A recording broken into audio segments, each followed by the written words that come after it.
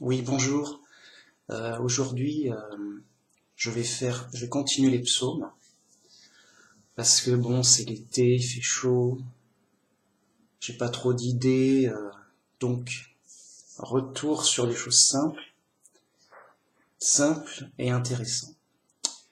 Avant, un mot de réflexion sur des choses que j'ai vues sur YouTube, en vidéo. Il y avait une conférence d'un scientifique euh, une conférence sur l'origine de la vie. Donc, par curiosité, je dis pourquoi pas, qu'est-ce qu'ils vont nous raconter? Et donc c'est un scientifique qui n'était pas vraiment spécialiste de la biologie. De toute façon, qu'est-ce qu'il aurait pu dire, quoi, franchement. C'est un astrophysicien et il a plutôt parlé de la matière, de l'univers, pour donner les conditions de la vie, quelque chose comme ça. Ok. Mais dans sa description de la vie, donc il donnait la définition de qu'est-ce que la physique, pour parler de la matière inerte, et qu'est-ce que la vie, pour parler de la matière organique, organisée, qu'on appelle la vie, qui est quelque chose de vivant, quoi. Bon, ok. Et donc,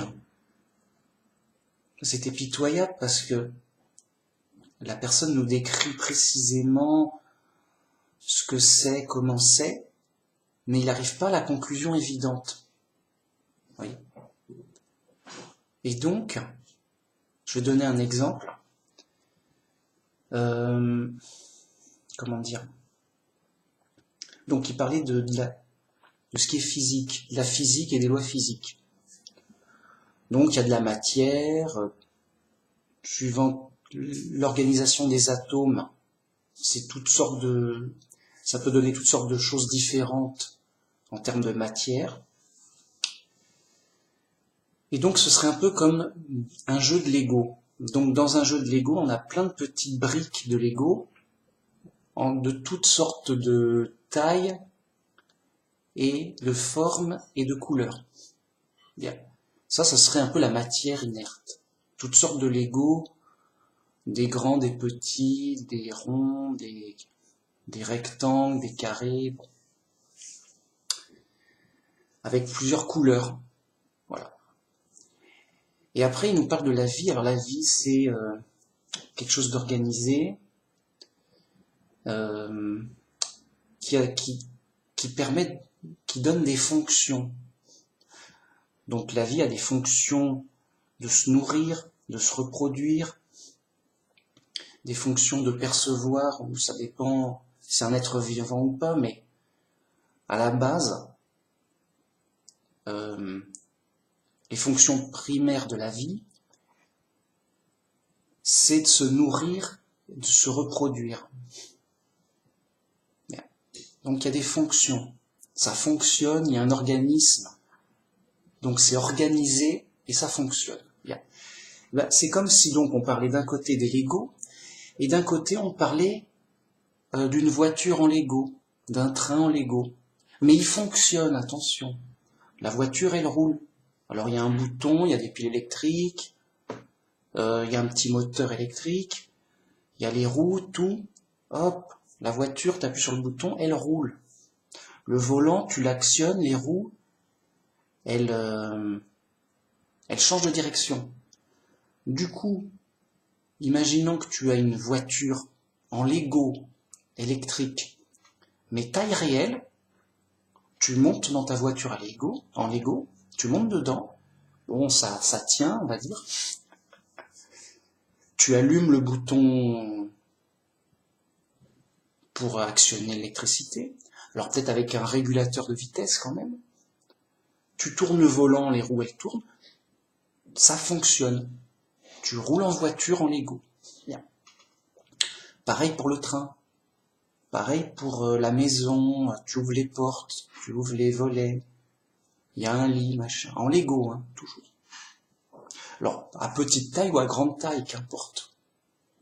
Donc, à grande taille, il y a plus de boulot. Et après, il faut que ça tienne, sur le poids, tout ça. Bon, ok. Mais c'est une organisation de Lego. Vous voyez, une organisation de petits Lego qui ne peut pas être fait au hasard parce que ça fonctionne à la fin. C'est pas juste tu prends tes Lego, tu les mélanges. Ça n'a pas de sens. Bien. Et ben voilà, le gars il passe à côté de ça. Le gars, il arrive à nous parler de l'origine de la vie sans nous dire l'évidence première et flagrante que ta voiture en Lego, en aucune façon, elle a pu se faire toute seule par hasard. Juste jamais. Ah. Ben alors, l'origine. Si c'est pas le hasard, c'est quoi? Ah, forcément, un constructeur qui a une intelligence et un niveau adapté pour faire ça. Pas un bébé de 3 mois, quoi. Le bébé, il aime bien jouer au Lego, mais il fera pas grand-chose. Après, l'enfant, il grandit, il pourra faire des petits trucs, une petite maison. Mais pour la voiture électrique, il faudra attendre un peu plus. Ok ? Bien. Voilà le point, juste crucial, juste important que les fous ne sont fous. Bien. Eh ben, en fait, justement, vous l'avez compris, un être vivant, juste un chat, un oiseau quelconque, c'est bien plus sophistiqué et fonctionnel qu'un robot. Voilà. Donc, il n'y a pas de débat. L'origine de la vie, elle est toute trouvée. C'est pas le hasard en rien, jamais. Donc, qui dit organisation et fonction, dit forcément un constructeur avec un niveau adapté. De nos jours, on fabrique toutes sortes de robots. Alors, pas en général des robots à une seule fonction. Par exemple, les robots ménagers. C'est une sorte de boîte, tu mets des trucs, ça tourne pour, couper les légumes et tout. Bon. Qu'est-ce qu'il y a d'autre? L'aspirateur. Un aspirateur, c'est une sorte de petit robot avec juste la fonction d'aspirer. Oui. Mais vous voyez comme c'est basique, un aspirateur, c'est mécanique. À la limite, une voiture, c'est une sorte de robot quelque part. Vous voyez, un objet avec une fonction mécanique. Ok.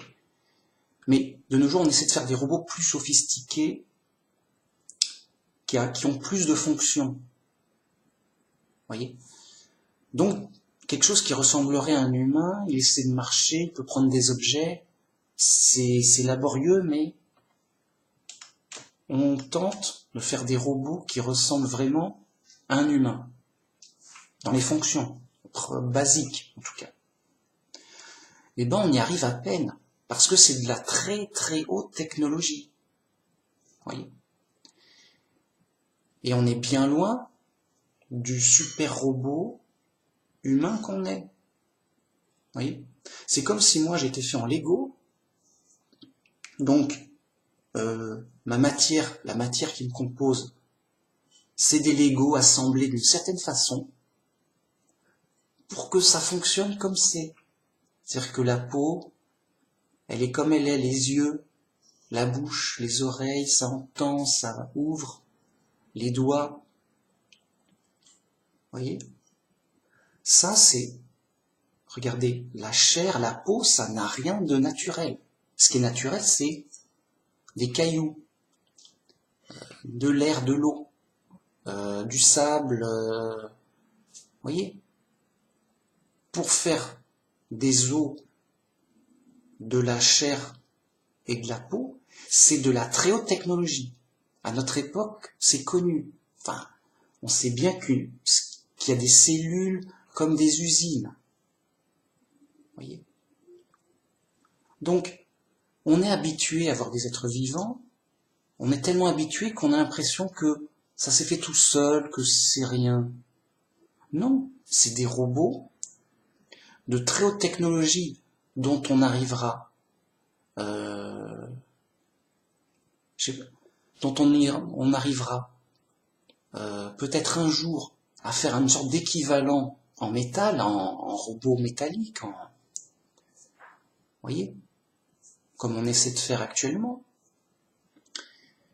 Mais c'est de la trop haute technologie, il nous faudra encore beaucoup de temps pour arriver à un résultat assez proche, assez intéressant. Bon. Mais là, je parle que de la partie mécanique. Les mains, elles bougent, elles attrapent. Mais qu'est-ce qu'il y a en plus de super étonnant que ce robot, ce super robot qu'on est? Nous sommes des super robots. Alors non seulement on est des super robots ultra fonctionnels, avec toute une organisation fonctionnelle, ultra sophistiquée, que juste ça dépasse l'entendement, même des extraterrestres, ils pourraient pas. C'est trop... Bon, enfin, ils pourraient pas. Suivant, bon, en tout cas, c'est de la trop technologie pour nous. Vraiment. Bon. Eh bien, en plus, il y a un esprit, une conscience. Alors, prenez conscience que le cerveau, juste le cerveau, c'est comme un super ordinateur. Ok. Mais attention, un ordinateur n'est pas conscient, aussi super qu'il soit, quels que soient ses logiciels. J'ai dit c'est comme une comparaison. Voyez?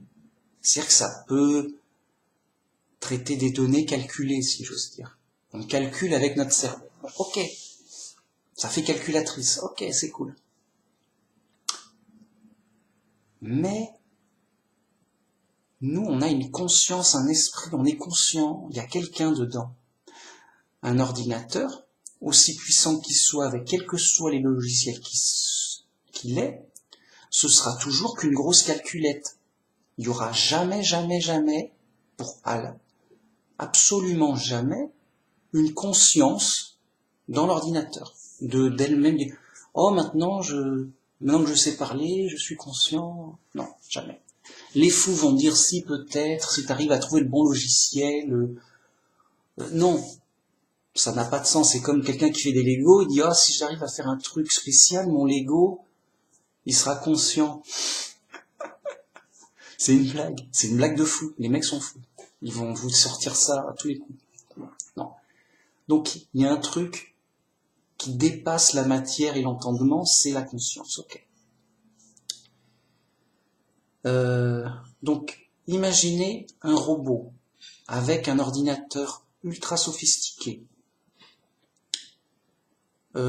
assez autonome, voyez, qui marche avec l'électricité, un peu comme des robots de science-fiction, donc Terminator, ce genre-là, quoi, le cyborg, comme un humain, mais c'est un robot, enfin, comme un humain en apparence, mais c'est un robot, il fonctionne, il a un ordinateur, et il a un programme pour dire, bon, il reconnaît les choses suivant son programme, et il agit dans son environnement pour prendre de l'énergie ou pour travailler pour la fonction qu'on lui a donnée. Okay. C'est un robot, un super robot futuriste. On ne sait pas faire actuellement. Admettons qu'un zigoto, on va l'appeler un athée, juste par hasard comme ça. Donc un gros zigoto bien fou, il nous dit ce cyborg qui est super sophistiqué, super fonctionnel, bien une belle machine, avec un super ordinateur autonome, tout, machin, il parle et tout. Génial. Donc, ce cyborg, qui est un super robot, mais qui n'a pas de conscience, hein, qui n'a pas d'esprit et de conscience. Juste, c'est une belle machine. Ok ? Il a été fait par hasard. Juste, le mec, c'est une blague, on l'écoute pas, il est fou. S'il insiste, il est fou. Tout le monde, tout le monde, même les athées disent non, t'es fou. C'est trop évident. On ne parle que d'un cyborg qui est comme nous, aussi fonctionnel que nous, mais qui n'a pas d'esprit. Donc c'est trop fou, c'est sûr, c'est un savoir à 100% que le hasard, jamais tout ce que tu veux, l'univers de l'infini, jamais tu préfères un cyborg au hasard. Bon. Donc jamais un être vivant, vous voyez, comme nous, jamais, ça n'a pas de sens. Pourquoi? Parce qu'on est aussi sophistiqué que ce cyborg, mais en plus, d'une manière presque surnaturelle et étrange, on a un esprit, une conscience. Juste les mecs, moi je vous dis tout, juste le scientifique, c'est juste un zigoto qui a oublié de parler de ce qui était important. Il a juste décrit les apparences. Il regardait ces beaux Lego, regardez cette voiture comme elle roule bien, c'est tout. Juste, il n'a pas parlé de ce qui est important et essentiel. Il a juste décrit les apparences. Il a juste dit la voiture elle roule, le Lego il est sympa, le ciel est bleu, l'herbe est verte. Il a fait juste de la description. Alors pourquoi pas, tant mieux si c'est vrai, c'est vrai. Mais il a mis de côté, comme un fou, enfin comme un ignorant égaré, les points essentiels que je vous dis là. Il y a forcément un créateur haut niveau. Et donc pour faire un cyborg, il faut du niveau. Hein. Nous on n'a pas le niveau. Ah non, bah loin s'en faut, on travaille, t'as travaillé. Mais c'est de la trop technologie, on n'est pas encore au niveau pour faire un cyborg aussi performant qu'un humain. On n'a pas au niveau, du tout. Peut-être un jour, mais dur, c'est du trop dur, trop haut niveau. Ok. Mais en plus, on a une conscience. Alors ça, c'est impossible. Donc tu pourras faire ce que tu veux avec tes robots, c'est que de la matière, juste non. Impossible. Garanti. Yeah. Alors, il y a besoin d'un truc surnaturel, un truc qui nous dépasse, pour qu'il y ait une conscience dans ce robot. Bien. Et ben ça, c'est ce que Dieu a fait, et cette technologie incroyable qu'est les êtres vivants, dont nous sommes la preuve que Dieu existe. En termes de savoir scientifique. Je parle pas en termes de zigotos qui discutent. Je parle de science lourde, à 100% vraie. Juste 0% d'erreur. Juste c'est un savoir absolu, clair, définitif. Dieu existe, j'en suis la preuve, vous en êtes la preuve aussi. Point. Il a fallu un constructeur à son niveau pour nous faire. Et pour la partie mécanique, technologique, d'un niveau énorme, évidemment, mais aussi pour qu'il y ait une conscience, quelqu'un à l'intérieur. Et ça, il n'y a que Dieu qui puisse faire ça. Ça nous dépasse, c'est un miracle, c'est surnaturel, c'est incroyable. Yeah. Voilà. Voilà ce qu'il fallait dire, et que le hasard, c'est une farce. Le hasard, c'est une farce pour les fous les plus tordus, les plus fous. C'est des fous qui nous disent, cyborg, c'est fait par hasard, mais ça a pris beaucoup de temps, patati patata. Juste le hasard, il pourrait même pas faire une voiture électrique. En Lego ou qu'importe. Juste, il pourrait pas. Juste le hasard, ça fait rien. Qu'est-ce que tu veux que le hasard puisse faire un truc qui nous dépasse complètement? Le hasard peut même pas faire ce qu'on fait nous-mêmes. Il peut pas, jamais. Ouais. Une voiture, jamais au hasard. On parle pas d'un ordinateur qui est bien plus complexe. On parle pas d'un cyborg qui nous dépasse totalement. Juste, on est dans la certitude à 100%. On sait qu'ils sont fous. Voilà, c'est tout. Voilà. Et donc, il n'a pas parlé de ce qui était super important, essentiel, l'origine de la vie. Ça vient d'où? Le hasard, Dieu, qu'est-ce qui se passe? Dieu, voilà. Le hasard, c'est une farce, donc. C'est une blague, une mauvaise blague. Ça n'a juste, c'est faux. À 100%. Bien. Donc, il aurait pu dire quelque chose d'intéressant, à savoir, je sais que Dieu existe, parce que c'est l'origine de la vie, et qu'on est vivant, et qu'on est là. Point barre. C'est tout. Mais il l'a pas dit parce qu'il est fou, dans un monde de fous, et il est fou, quoi. Et non, on sait pas, qui a pu faire ce robot? Non, bizarre, je sais pas, on sait pas. Il y a un robot ici, tu te promènes, tu vois un robot ultra sophistiqué que les humains peuvent pas faire. Mais qui a fait ce robot? Le hasard, le vent, des humains? Non, bah non. Bon, bah des extraterrestres. Ah, peut-être. Déjà, il y a des chances. Puisque c'est un robot.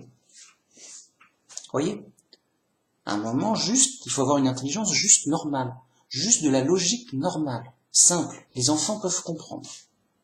Point barre. Je sais que Dieu existe, c'est prouvé. C'est clair, c'est l'origine de la vie. Merci, fin de la parenthèse.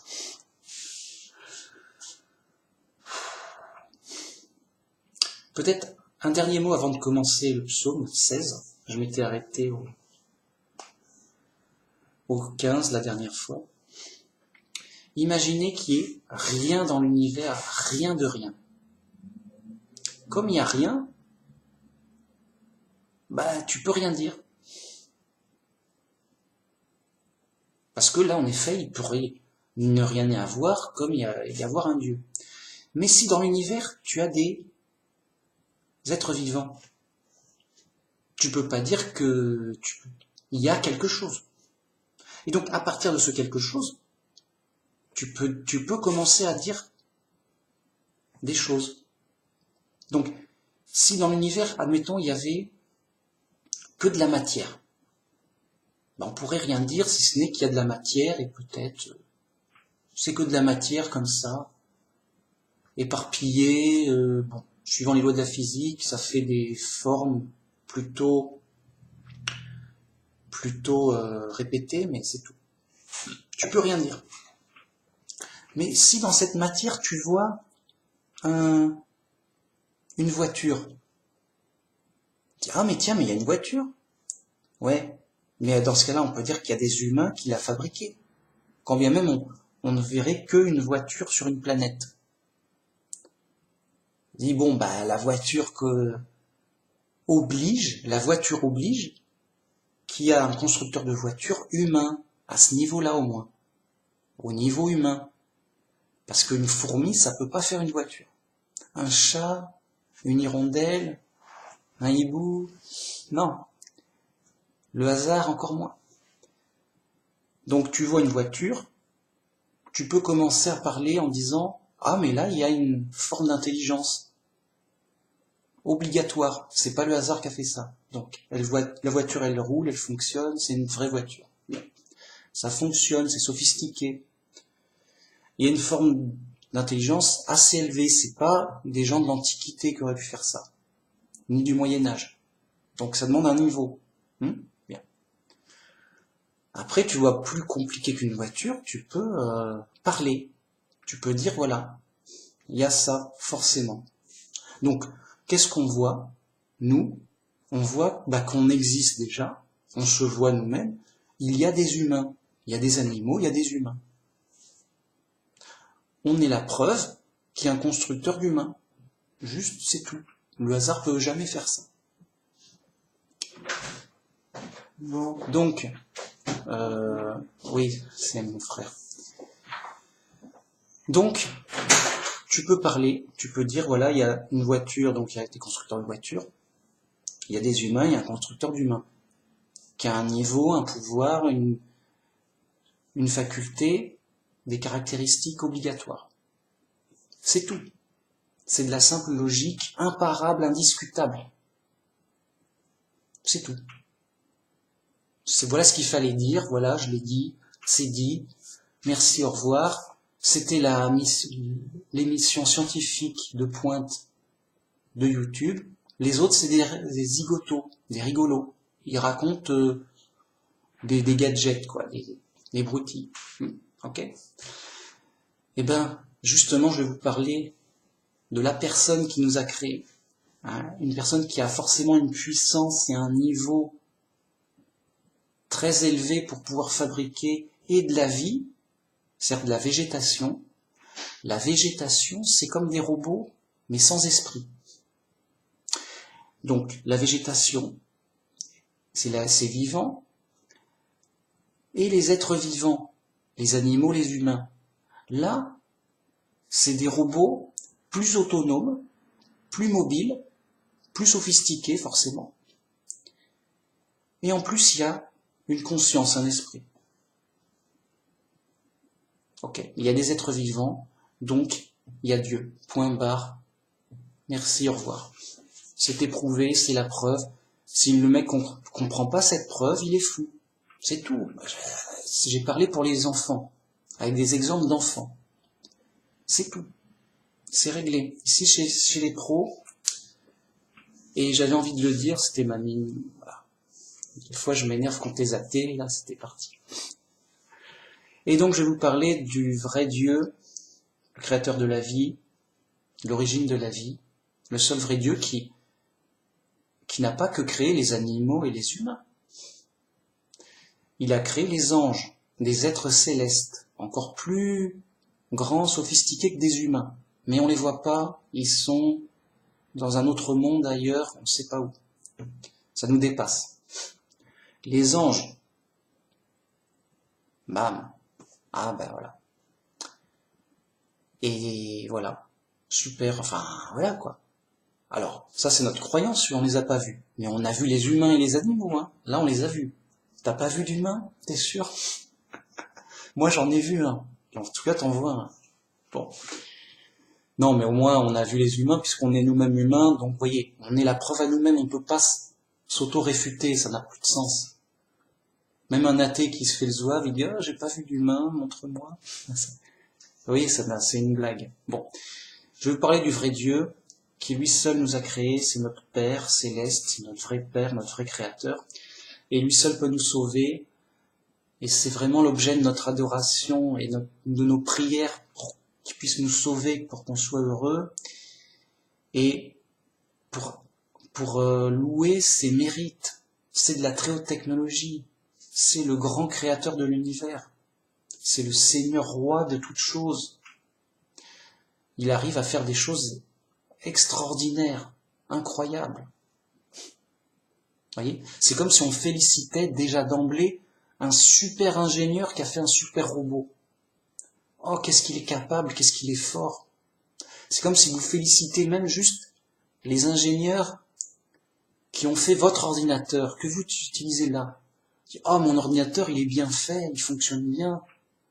Waouh, c'est super, et on peut faire plein de trucs, c'est une belle machine. Et vous félicitez les constructeurs d'ordinateurs et de logiciels. Ah, YouTube, c'est bien, c'est vachement bien pratique, c'est cool. Hein, pouce bleu, un gros pouce là. Vous félicitez leur YouTube qui ont fait le logiciel et les structures pour que ça fonctionne. Parce que c'est admiratif. Vous êtes admiratif, c'est admirable. Bon. Et pourtant, c'est que du petit matériel qu'on fait, quoi. Des gadgets, des trucs, des objets. Et donc, nous, on trouve que c'est encore plus admirable le vrai Dieu qui a fait la planète, qui a fait la végétation, qui a fait les êtres vivants. Ça, c'est trop dur à faire pour nous. C'est impossible à faire pour nous. Et donc, c'est super extraordinaire, admirable. Et c'est le vrai Dieu, celui qu'on loue et qu'on admire. Et qui nous rendra heureux une fois qu'on sera sauvé au paradis. Donc, je vais lire Psaume 16 avec des petits commentaires comme d'habitude. Voilà. Garde-moi, ô Dieu, car je cherche en toi mon refuge. Je dis à Jéhovah, tu es mon Seigneur, tu es mon souverain bien. Voilà. Donc, on cherche un refuge en Dieu. On demande à Dieu de nous garder, de nous protéger. Et en effet, Dieu, il nous aide, il nous guide tous les jours dans notre relation de prière avec lui. Et donc, dans nos prières, on dit à Jéhovah, notre Dieu, le Dieu de la Bible, pas Dieu lequel. Jéhovah, lui, le Dieu de la Bible, pas 36. Tu es mon Seigneur, c'est-à-dire tu es mon roi, tu es mon maître, tu es mon Seigneur. Tu es mon souverain bien, c'est-à-dire mon bien souverain, mon profit, ma réjouissance, souverain, suprême. C'est comme si elle avait dit, tu es mon bien suprême. Et en effet, seul Dieu est bon. Seul Dieu est bon. Si on vous donne juste toute la richesse du monde, c'est bien, mais c'est bof. Par contre, si on vous donne Dieu, bah là, vous avez tout. Et que du bien. Vous voyez ? Dieu, c'est un bien souverain. Voilà, c'est ça le vrai bien qu'on cherche. On cherche le bien pour être heureux. On cherche Jéhovah, notre Dieu. Les saints qui sont dans le pays, les hommes pieux, sont l'objet de toute mon affection. On multiplie les idoles, on court après les dieux étrangers. Je ne répands pas leur libation de sang. Je ne mets pas leur nom sur mes lèvres. Donc là, on voit que David, il aime les saints et les hommes pieux de son pays. Donc les saints, c'est les vrais judaïstes qui ont une vraie foi, qui sont parfaits dans l'observance et l'adoration de Dieu et de ses lois dans le pays d'Israël. Et les hommes pieux, c'est les hommes respectables, honnêtes, religieux, bien quoi. Vous voyez ? Donc des hommes respectables, honnêtes, vénérables. Et parce qu'ils agissent bien, et parce qu'ils croient dans le vrai Dieu. Par contre, donc, c'est des gens qu'il apprécie, qu'il aime, qu'il affectionne, David. Par contre, dans son pays, on multiplie les idoles. Les gens disent non, mais nous on préfère tel dieu païen, il est fort, il est cool. Ah ouais, quand même. Et des statues, que sais-je. On court après des dieux étrangers. Et donc, David, il les aime pas. Il va pas avec eux et il refuse même de leur parler et de les nommer. Voyez, il veut pas connaître ces gens-là. Et ces gens qui deviennent païens, qui rejettent le vrai Dieu pour des dieux étrangers, et le nom de ces dieux étrangers. Il n'en a que faire des noms bizarres des dieux étrangers qui sont des faux dieux. Jéhovah est mon partage et mon calice. C'est toi qui m'assures mon lot, un héritage délicieux mais échu, une belle possession mais accordée. Oui. Donc Jéhovah, c'est son bien, c'est sa propriété, son bénéfice. Et il est confiant qu'il aura un héritage délicieux. Il aura une belle possession. Voilà, Dieu va lui donner de bonnes choses. Il attend avec confiance de bonnes choses et une belle possession bien profitable pour sa vie, pour tous. Je bénis Jéhovah, mon conseiller. La nuit même, mon cœur m'exhorte. J'ai constamment Jéhovah sous mes yeux. Quand il est à ma droite, je ne chancelle pas.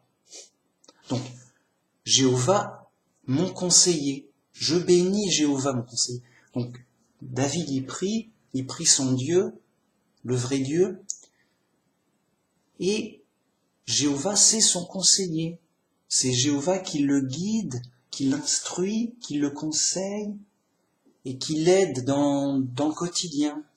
Même la nuit, son cœur le pousse à prier. Il dit, mais la nuit, il aimerait bien dormir, si j'ose dire. Il aimerait bien dormir, enfin bon, mais il n'y arrive pas. Des fois que son cœur l'amène à prier, dans la réjouissance et l'impatience peut-être. Donc, j'ai constamment Jéhovah sous mes yeux. Alors, là, ça veut dire dans ses pensées. Vous voyez, on a accès à Dieu, pas par les yeux, les sens, sauf s'il apparaît par une manifestation. Voyez. Mais là, c'est pas le cas. Ce qui veut dire, c'est une expression pour dire qu'il a constamment Jéhovah à l'esprit et qu'il est en contact avec lui par la vérité, grâce aux révélations des prophètes. Il est en lien avec Jéhovah par la vérité et par l'esprit. Donc il a constamment Dieu à l'esprit, et quand il est avec lui, il ne chancelle pas, il ne trébuche pas. Il est gagnant, quoi. Bien. Alors je continue. Ainsi mon cœur est dans la joie, mon esprit dans l'allégresse, et mon corps repose en sécurité. Car tu ne livreras pas mon âme au séjour des morts, tu ne permettras pas que ton bien-aimé voie la corruption. Tu me feras connaître le sentier de la vie. Il y a d'abondantes joies devant ta face, des délices éternelles à ta droite. Alors, déjà, il faut savoir que là, c'est l'Ancien Testament. Donc, Dieu protège son saint roi qu'il a élu. David, c'est le roi élu par Dieu pour Jérusalem. Donc, de même que Dieu protège ses prophètes,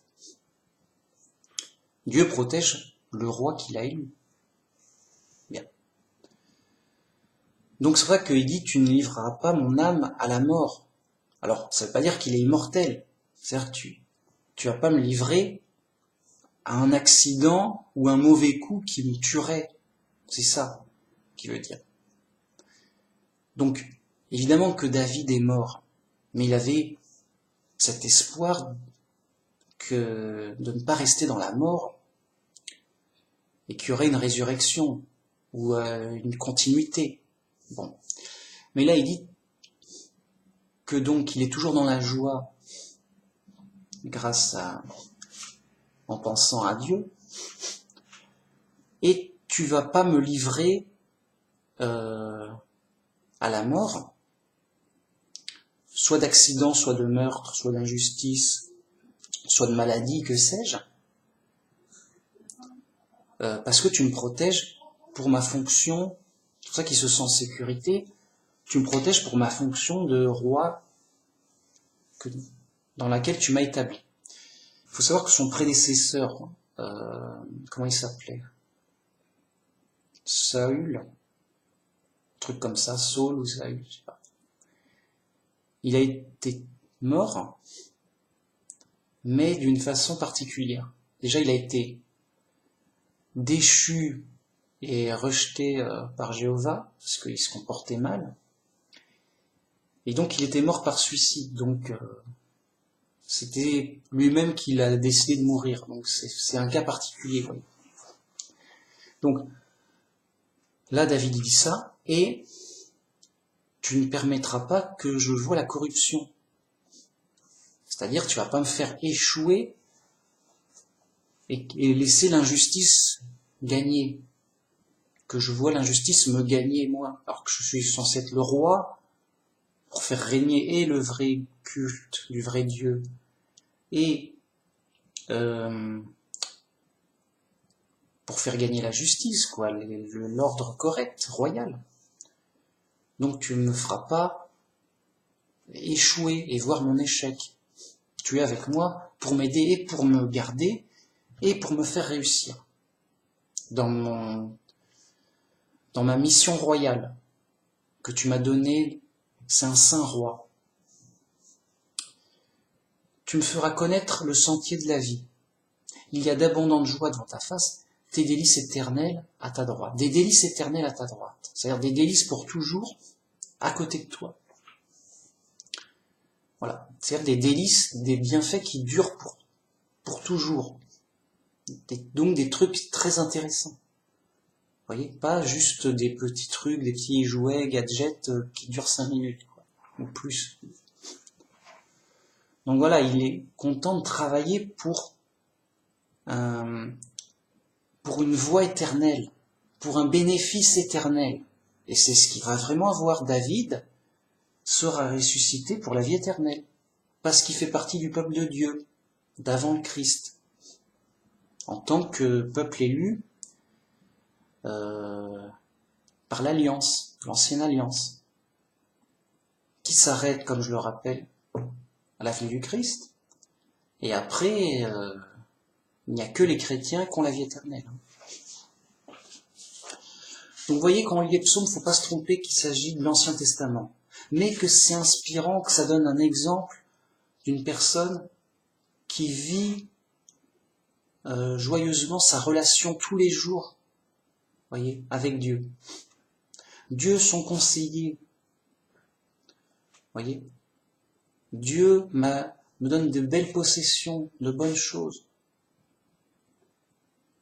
Il a constamment Jéhovah en tête, même la nuit, son cœur pense à Jéhovah. Voyez, c'est ça. Il nous montre dans ce psaume de prière comment est sa relation avec Dieu.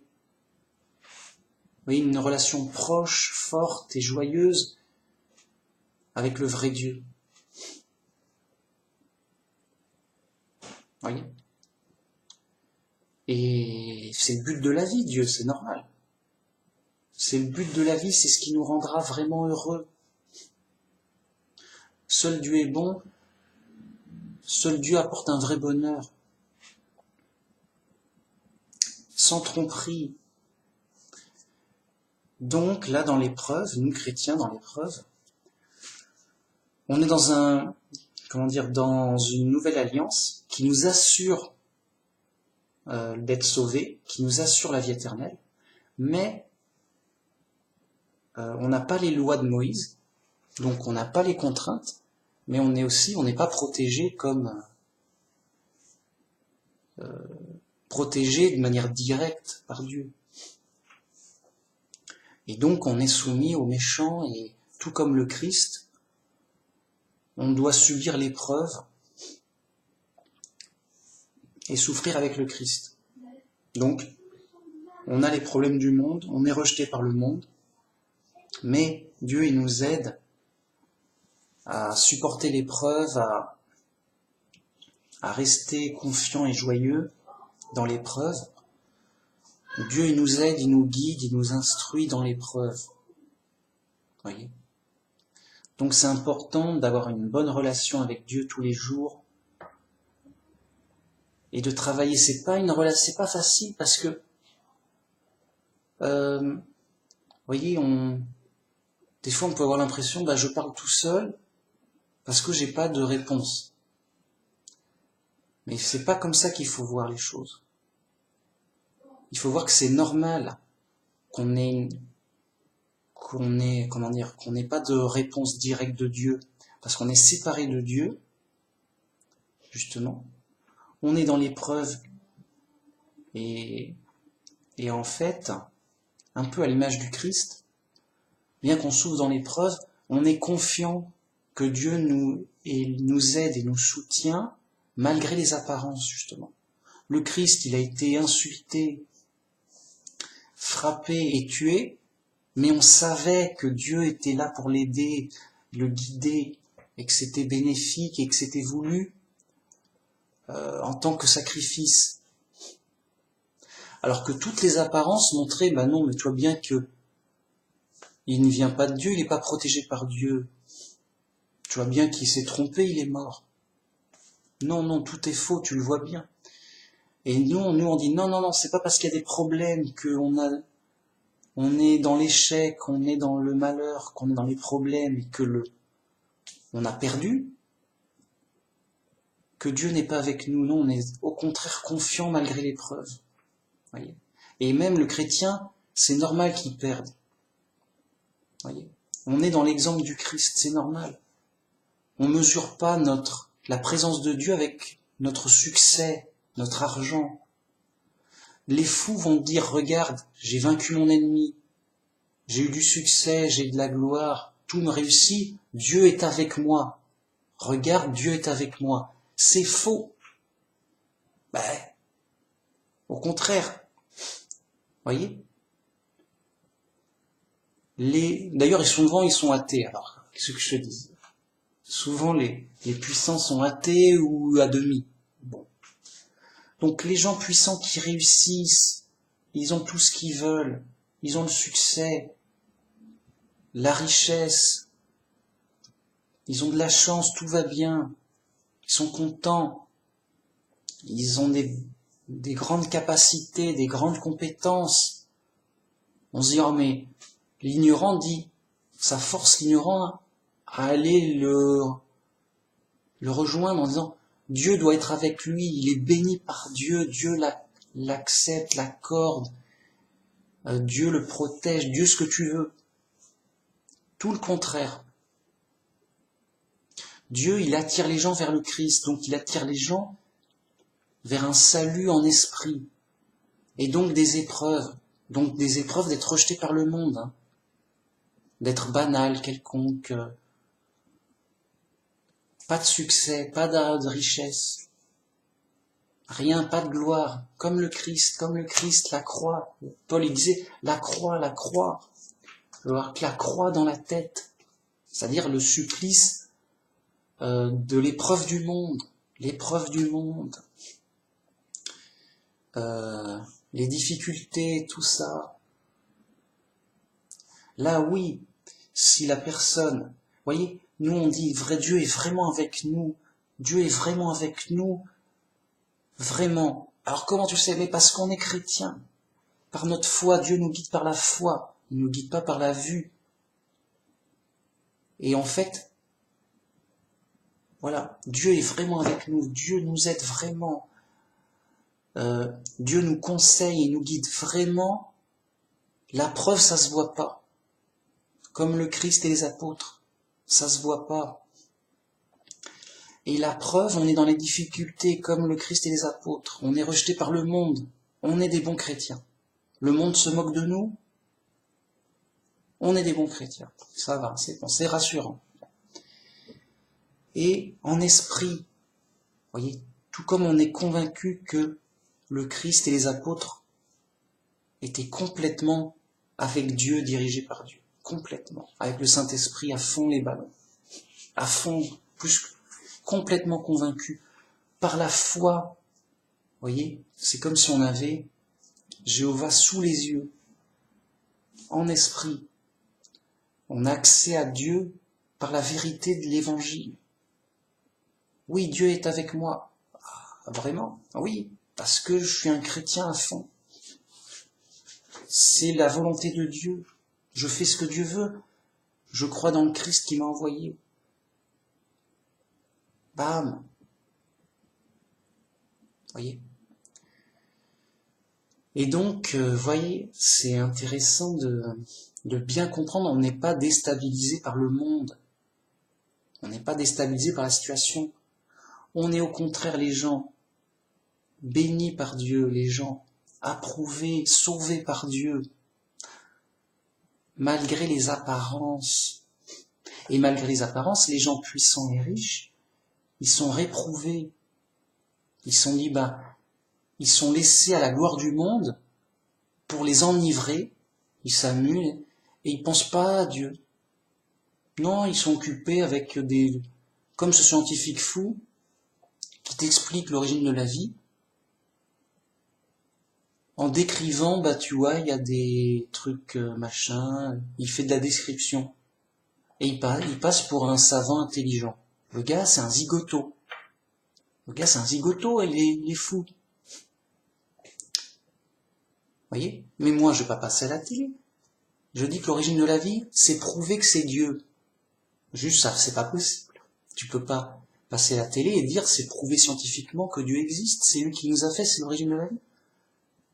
Je veux dire, vous voyez, c'est contradictoire avec les ennemis de Dieu. Et donc Jacques résume bien tout. Si tu te fais ami du monde, ami du monde, dans la gloire du monde, tu te fais ennemi de Dieu. Ils sont ennemis de Dieu, ces scientifiques, ces puissants, ces dirigeants, ces riches marchands. Donc ils sont dans des situations extrêmement défavorables pour être sauvés. C'est pas moi qui le dis, c'est Jésus qui dit « Ce sera plus dur à un marchand, un riche marchand, d'être sauvé, d'aller au ciel, qu'à un chameau de rentrer dans le trou d'une aiguille. » Autant dire que c'est pas gagné. Pourquoi? Parce que la richesse fait obstacle. La gloire du monde fait obstacle. Voyez? C'est tout. Donc voilà, humble dans les difficultés ordinaires de la vie, quelconque, banal. Voilà, le chrétien, le vrai chrétien, il se tient avec uniquement Jéhovah comme seul bien, comme seule valeur précieuse. Toute la valeur vient de Dieu. C'est Dieu la seule vraie valeur. C'est Dieu le but de la vie. C'est Dieu qui nous sauvera. Vous voyez, c'est Dieu même qui nous aide, qui nous guide, qui nous forme dans la vie, dans l'épreuve même. Toujours là, tout de suite. Donc, prions Dieu tout le temps, quoi. La nuit, le jour, sans se forcer, dès que le besoin s'en fait venir, dès que le cœur, voyez, dès que le cœur nous exhorte, dès que le cœur a envie de prier Dieu. Mais voilà, nous, Dieu c'est notre but, Dieu c'est notre richesse, notre refuge. Dieu c'est notre espoir, notre vrai bonheur. Voilà. Donc moi j'ai un ordinateur, j'ai une chambre, j'ai ceci, j'ai cela, j'ai 2 chats, j'ai une maison, j'ai ce que tu veux. Ouais, bof, voilà, des broutilles, de la côté, quoi, de quoi manger et boire, quoi. Non, mais voilà, rien d'important. Non, ce que j'ai d'important, c'est Jéhovah mon Dieu, le Dieu de la Bible, qui va me sauver grâce au sacrifice de Jésus, son Fils. Voilà. Ce que j'ai important, c'est Dieu. Dieu, il n'y a que Dieu qui compte. C'est évident. C'est pas ton voisin, ton président qui va te sauver. C'est pas tes parents qui vont te sauver. C'est pas ton ordinateur et YouTube qui va te sauver. C'est pas ce que tu veux. C'est Dieu seul qui sauve. Point. D'ailleurs, Jésus, en hébreu, ça veut dire Dieu sauve. Voilà. Dieu sauve. Donc voilà, tout le programme est là. C'est Dieu qui sauve. Tu es dans le malheur, tu vas mourir. Tu es en danger. À tout moment, tu peux souffrir méchant. T'es juste une horreur, mec. T'es juste une horreur qui souffre et qui peut souffrir horriblement d'une minute à l'autre, suivant les circonstances. Tu es en danger. Tu es comme un agneau en forêt et t'entends les loups. Oh, il y a des loups ici. Oh mince, attention, il y a des loups ici. Tu savais pas qu'il y avait des loups? Tu savais pas qu'il y avait des loups ici? Bah, t'entends pas les loups crier? Tu vois pas à la télé ce qui se passe? Il y a des loups, il y a des dangers, en tout genre. T'as envie de te faire bouffer vivant, c'est ça que tu veux? Ça va pas être drôle. Ça va être horrible. Bien, et ben nous on est là. On est ce petit agneau perdu en forêt. Perdu en forêt. Il dit bon, je vais mourir comment? Bon, il y a quand même à brouter, ça va. Mais j'entends les loups, ça va pas.